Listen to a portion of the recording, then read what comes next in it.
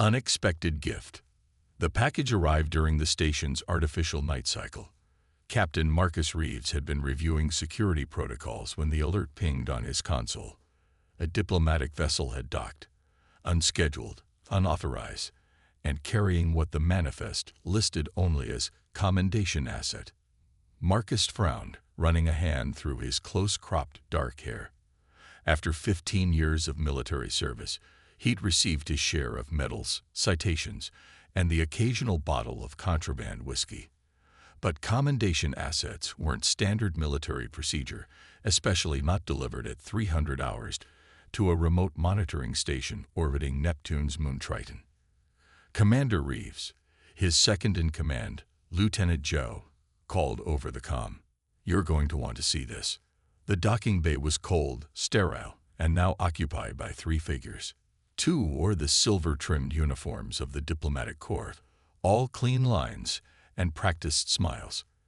Between them stood the asset, and Marcus felt his stomach tighten. She wasn't human, even at a distance. That much was clear. Her skin shimmered with a subtle blue-violet iridescence, shifting slightly as she breathed. Her eyes were large, deep amber with vertically slit pupils that dilated as they adjusted to the bay's harsh lighting.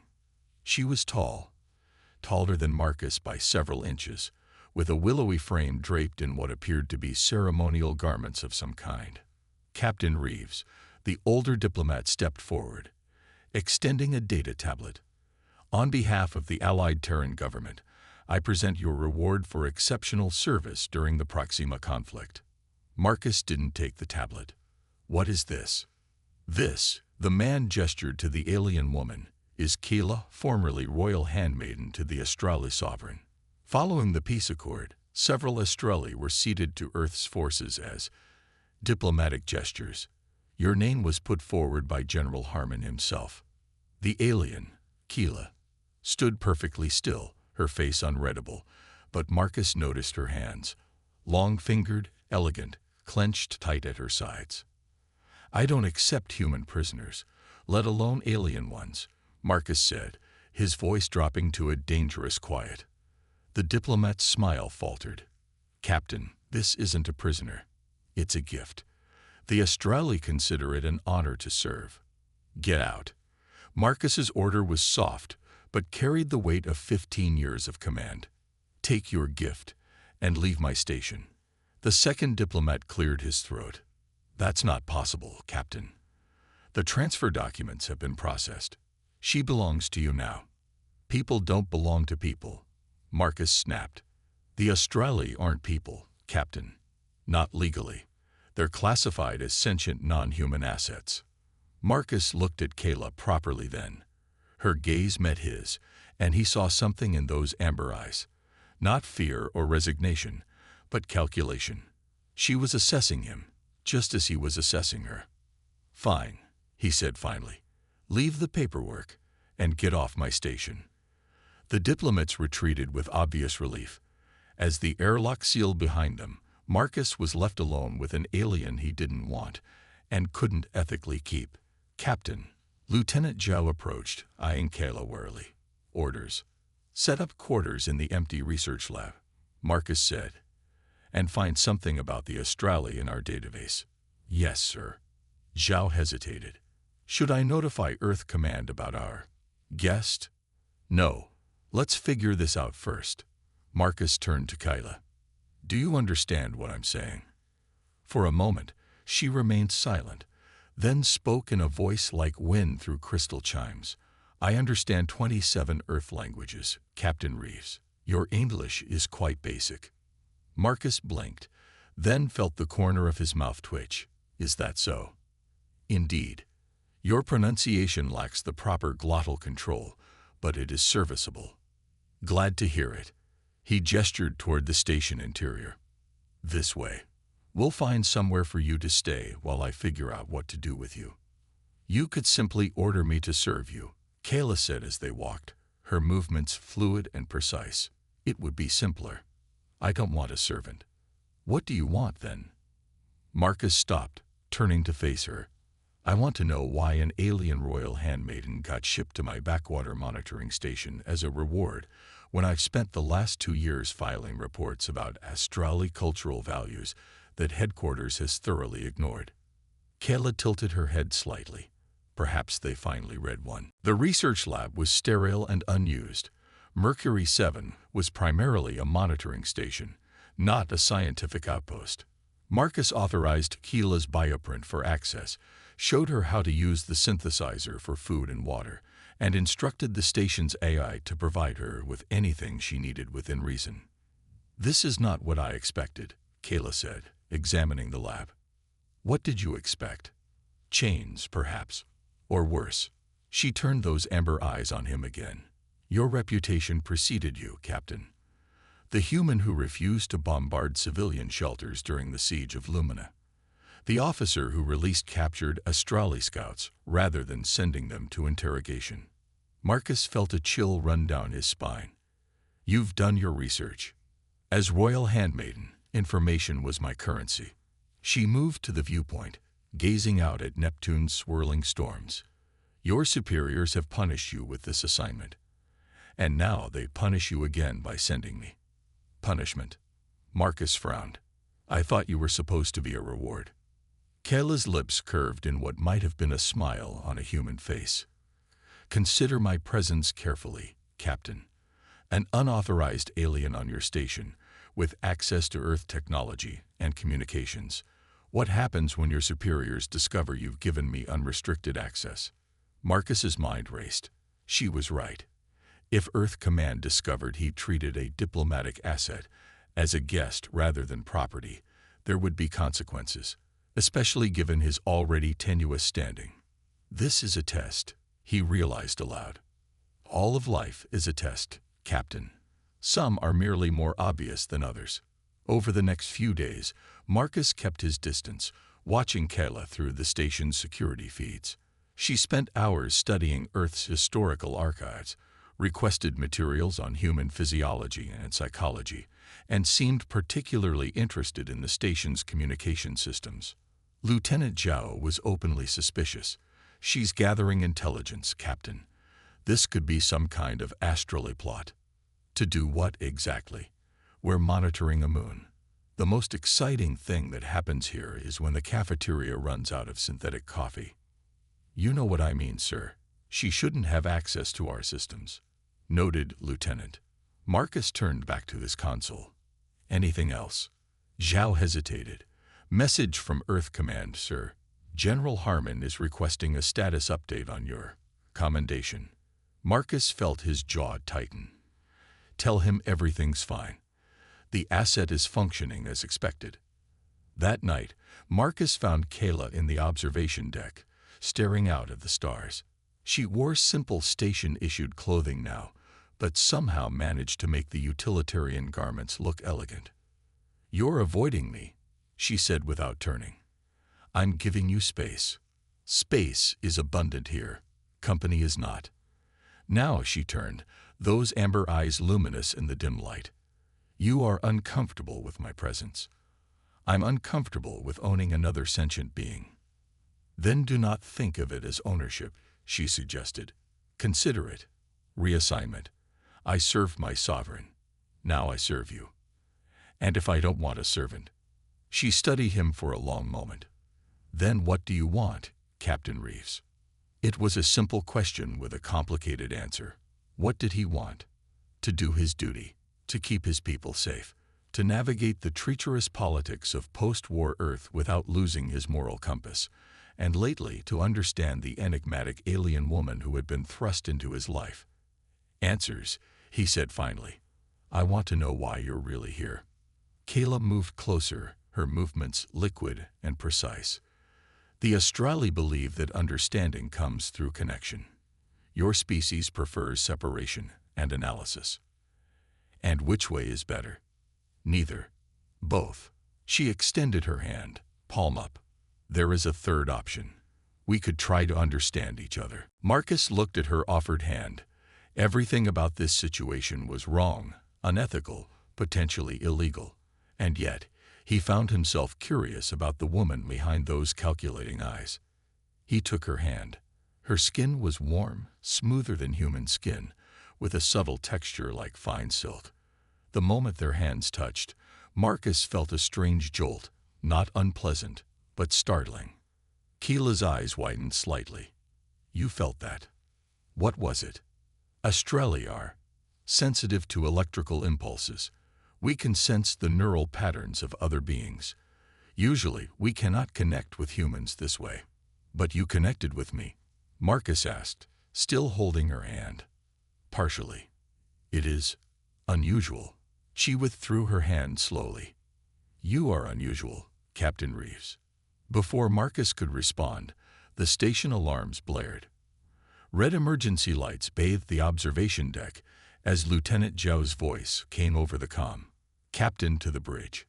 Unidentified vessel approaching at high velocity. Marcus was already moving. Stay here, he told Keela. I can help, she insisted, following him. How? I know more about what's happening than you realize. The bridge was chaos when they arrived. Officers moved with practiced efficiency, but tension crackled in the air. The main view screen showed a sleek vessel approaching. Not Earth design, not Estrella either. What is that? Marcus demanded. Unknown configuration, Lieutenant Zhao reported. It's not responding to hails. Weapons systems are active. Kayla stepped forward, studying the screen. That is a Drakkar hunter ship. They are mercenaries, killers for hire. All eyes turned to her. How do you know that? Marcus asked. Because they're here for me. Keela's voice was calm, but her hands trembled slightly. Captain Reeves, there is much I haven't told you. I am not merely a handmaiden.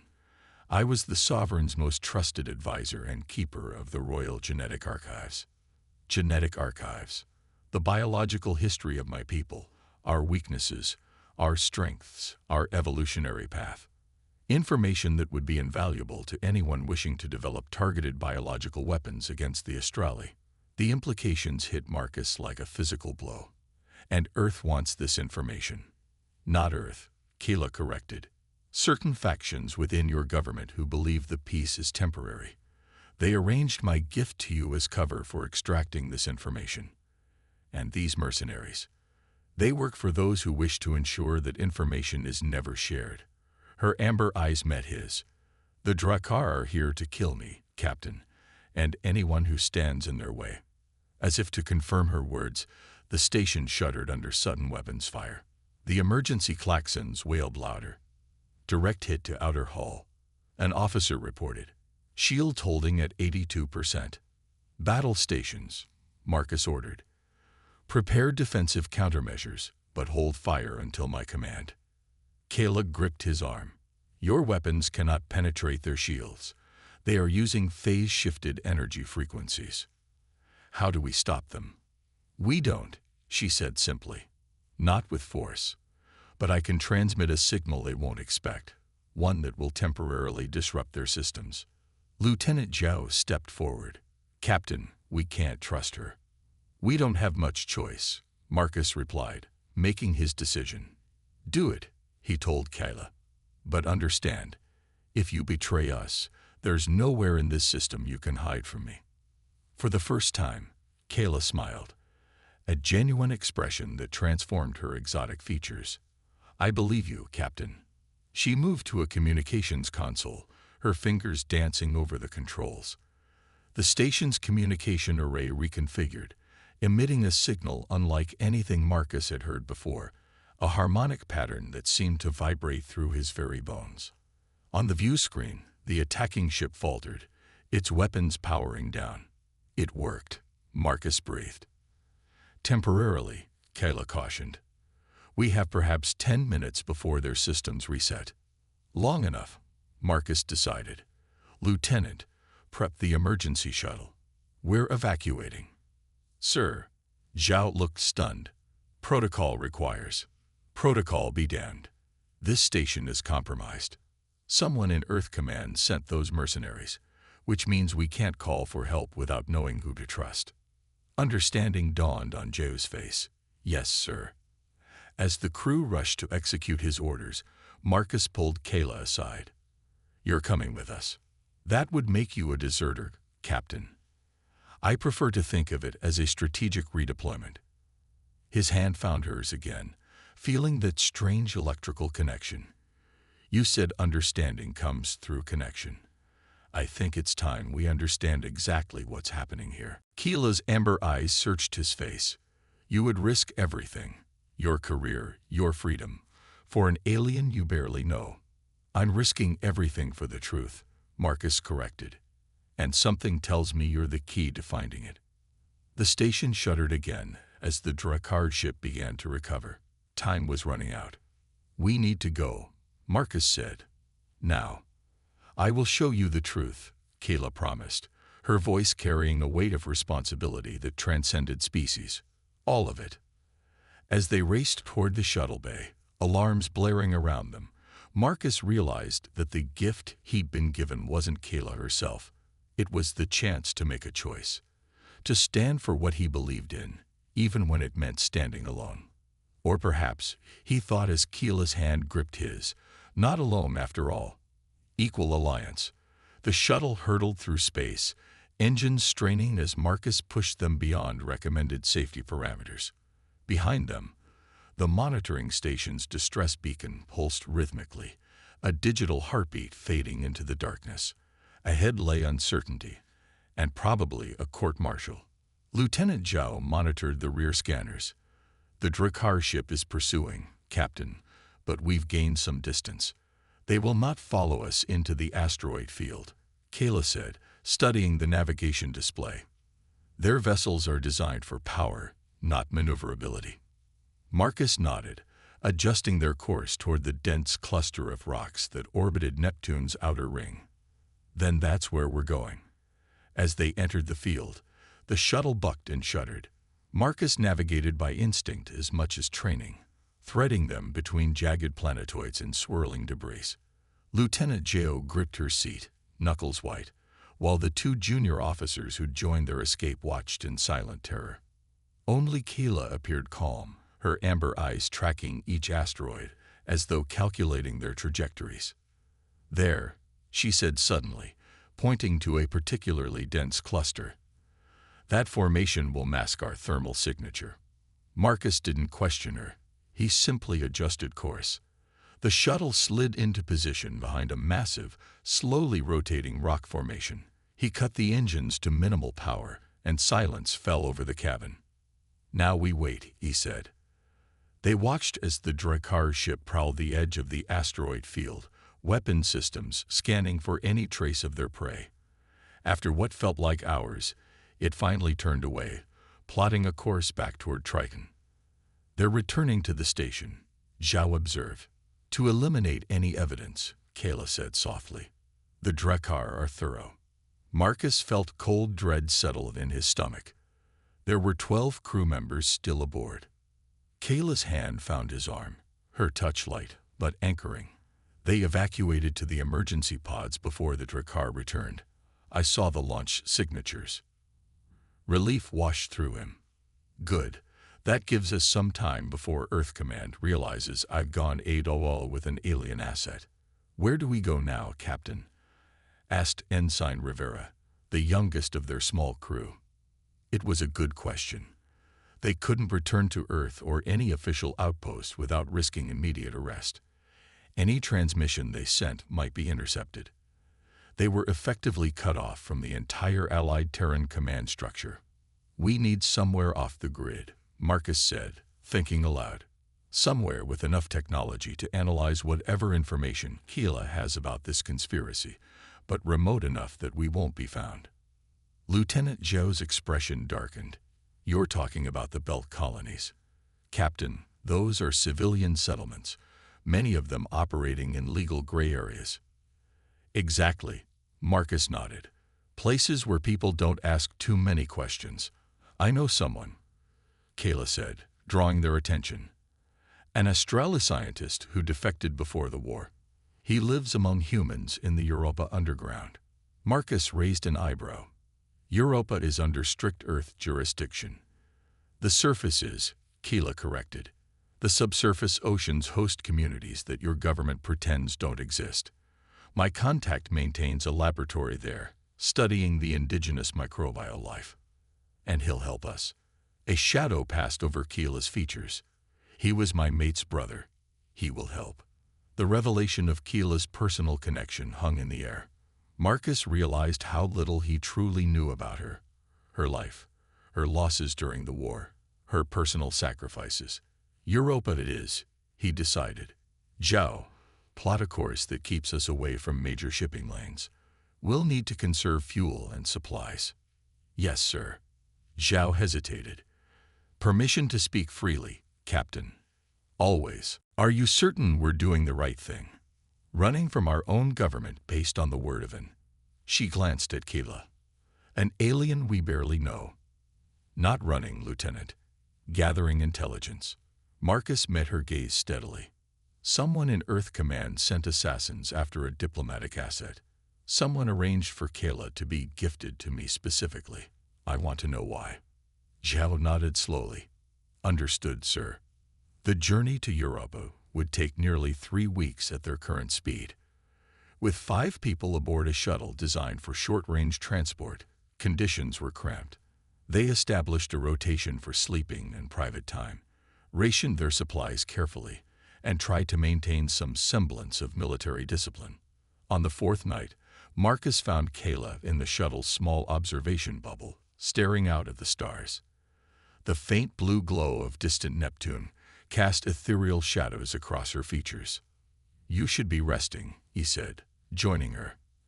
Astrali require less sleep than humans, she replied. And my thoughts are numerous. Want to share them. She turned to face him, her expression solemn.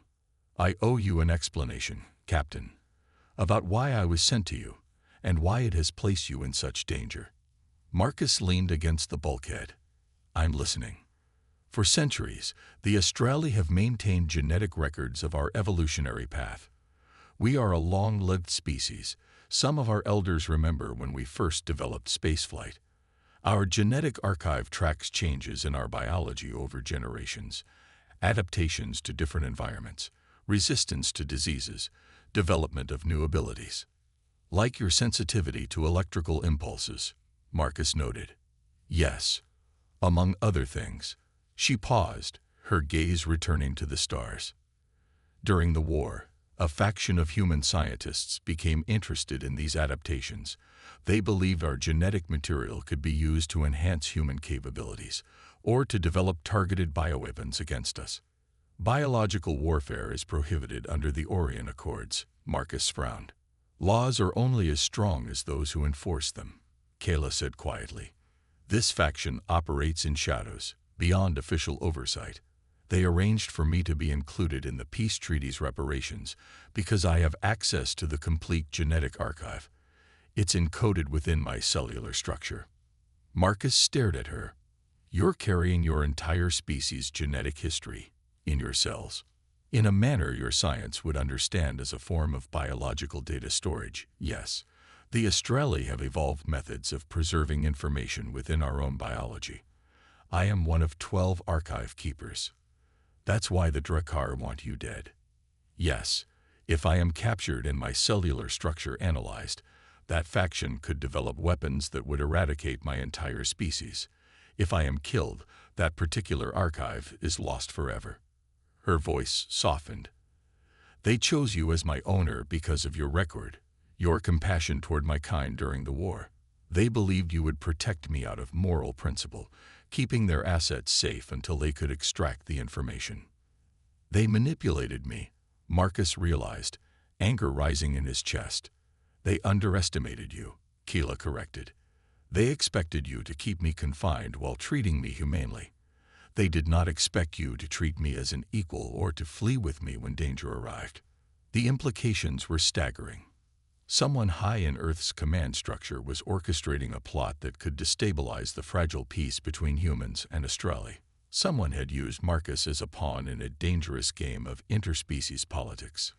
We need proof, he said finally. Something concrete we can take to authorities we trust. My testimony won't be enough, Marcus said gently. In Earth courts, you're still classified as property, not a person. We need data, communications records, something that links these conspirators to their actions. Kayla was silent for a moment. There may be a way. The Australia Communication Network operates on quantum principles your scientists are only beginning to understand. If my contact on Europa still has access to this network, we could potentially trace communications between the conspirators. That's a start. Marcus nodded. When we reach Europa, we'll... The shuttle's proximity alarm blared, cutting him off. Marcus rushed to the cockpit, Kayla close behind. Lieutenant Zhao was already at the controls, her face tense. Earth Defense Forces patrol vessel, she reported. They're hailing us. How did they find us? Ensign Rivera asked, voice tight with fear. Kayla's eyes narrowed. They didn't. It's a routine patrol. They've detected our heat signature.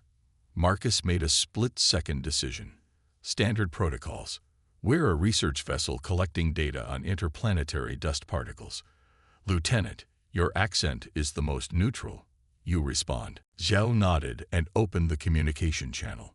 What followed was a masterclass in calm deception as she explained their fictional mission, apologized for the malfunctioning transponder, and promised to update their flight path with Central Command.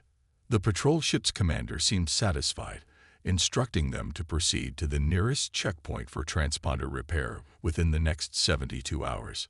Understood, Commander. Thank you for your assistance, Zhao said, maintaining perfect composure until the connection was severed. Only then did she exhale sharply.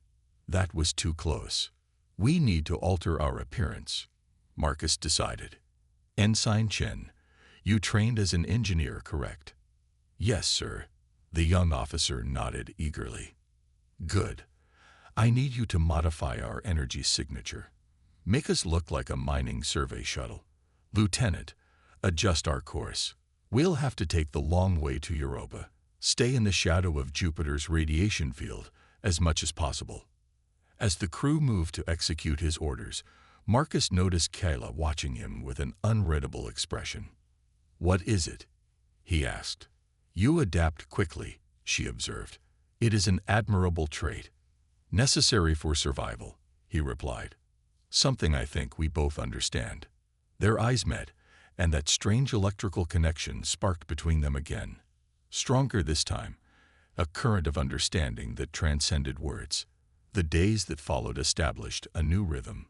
They worked together, humans and Australia, no longer separated by rank or species but united by a common purpose.